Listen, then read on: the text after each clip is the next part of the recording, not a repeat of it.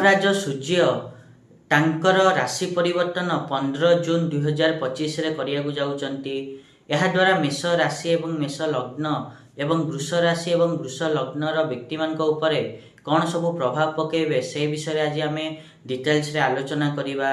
ନମସ୍କାର, ମୁଁ ସୁଆଶିଷ ପୁଣିଥରେ ସ୍ୱାଗତ କରୁଛି ମୋ ୟୁଟ୍ୟୁବ୍ ଚ୍ୟାନେଲକୁ।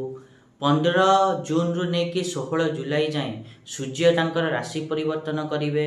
ଏହା ଫଳରେ ମେଷ ରାଶି ଏବଂ ମେଷ ଲଗ୍ନ ଏବଂ ବୃଷ ରାଶି ଏବଂ ବୃଷ ଲଗ୍ନର ବ୍ୟକ୍ତିମାନଙ୍କୁ କ'ଣ ସବୁ ଫଳ ପ୍ରଦାନ କରିବେ ସେହି ବିଷୟରେ ତ ଆଜି ଆମେ ଡିଟେଲ୍ସରେ ଆଲୋଚନା କରିବା।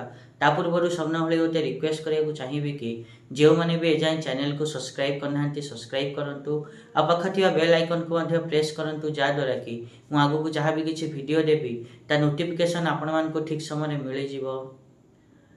ଯଦି ଆମେ ପ୍ରଥମେ ମେଷ ରାଶି କଥା କହିବା ତାହେଲେ ମେଷ ରାଶି ବା ମେଷ ଲଗ୍ନର ବ୍ୟକ୍ତିମାନଙ୍କ ପାଇଁ ଆପଣମାନଙ୍କର ସୂର୍ଯ୍ୟ ତୃତୀୟ ଭାବରେ ଗୋଚର କରିବେ।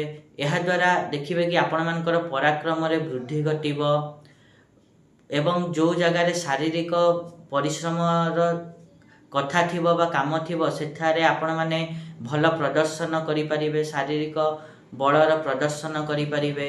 ତା ସହିତ ଛୋଟ ଭାଇ ଭଉଣୀଙ୍କ ଠାରୁ ମଧ୍ୟ ଭଲ ପାଇବା ମିଳିବ ଆପଣମାନଙ୍କୁ। ଛୋଟ ଭାଇ ଭଉଣୀଙ୍କର ସହଯୋଗ ମିଳିବ। ଛୋଟ ମୋଟ ଯାତ୍ରା ମଧ୍ୟ ଆପଣମାନେ କରିପାରିବେ। ତା ସହିତ ଏହି ସମୟରେ ଆପଣମାନେ ଧନ ଲାଭ କରିପାରିବେ, ଭାଗ୍ୟର ସହଯୋଗ ଆପଣମାନଙ୍କୁ ମିଳିବ। ସନ୍ତାନମାନଙ୍କ ଦ୍ୱାରା ପିତାମାତା ସୁଖ ପ୍ରାପ୍ତ କରିବେ। ତା ସହିତ ବିଦ୍ୟାର୍ଥୀମାନେ ଭଲ ତାଙ୍କ ପାଇଁ ସମୟ ରହିବ ବିଦ୍ୟାର୍ଥୀମାନଙ୍କ ପାଇଁ।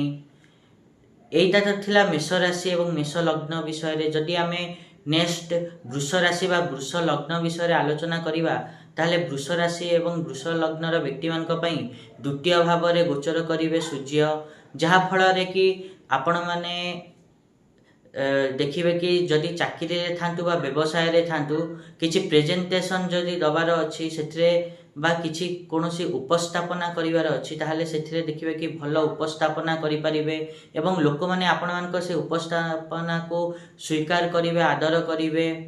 ତା ସହିତ ମାନେ ସୁଖ ସୁବିଧାର ଲାଭ ପାଇପାରିବେ। ପରିବାର ସହିତ ସମ୍ବନ୍ଧ ଭଲ ରହିବ। ପରିବାରଠୁ ଆପଣମାନେ ସାହାଯ୍ୟ ପାଇବେ ବେପାର ପାଇଁ, ବେପାର ଯଦି କରିବାକୁ ଚାହୁଁଛନ୍ତି। ତା ସହିତ ମାର୍କେଟିଂ ଫିଲ୍ଡରେ ଯଦି ଅଛନ୍ତି ବା ମୋଟିଭେସନାଲ ସ୍ପିକର ଅଛନ୍ତି ତାହେଲେ ମଧ୍ୟ ଆପଣମାନଙ୍କ ପାଇଁ ସମୟ ଭଲ ରହିବ। ତା ସହିତ ଆପଣମାନେ ଧନ ସଞ୍ଚୟ ମଧ୍ୟ ଏହି ସମୟରେ ଭଲ କରିପାରିବେ। ଏଟା ଥିଲା ବୃଷ ରାଶି ଏବଂ ବୃଷ ଲଗ୍ନ ଏବଂ ମେଷ ରାଶି ଏବଂ ମେଷ ଲଗ୍ନର ବ୍ୟକ୍ତିମାନଙ୍କ ପାଇଁ ସୂର୍ଯ୍ୟଙ୍କ ଗୋଚର କିଭଳି ରହିବ। ଆଶା କରିବି କି ମୁଁ ଯାହା କହିଲି ଆପଣମାନେ ଠିକ୍ରେ ବୁଝିପାରିଥିବେ। ଆଉ ଯଦି ଭିଡ଼ିଓ ଭଲ ଲାଗିଛି ତାହେଲେ ନିହାତି ରୂପେ ଭିଡ଼ିଓକୁ ଲାଇକ୍ କରନ୍ତୁ, ସେୟାର କରନ୍ତୁ, ଆଉ ଚ୍ୟାନେଲକୁ ସବସ୍କ୍ରାଇବ୍ କରିବା ପାଇଁ ତ ଜମା ଭୁଲନ୍ତୁନି। ଆଜି ପାଇଁ ଏତିକି, ଦେଖା ହେବା ନେକ୍ସଟ ଭିଡ଼ିଓରେ। ରହୁଛି, ନମସ୍କାର।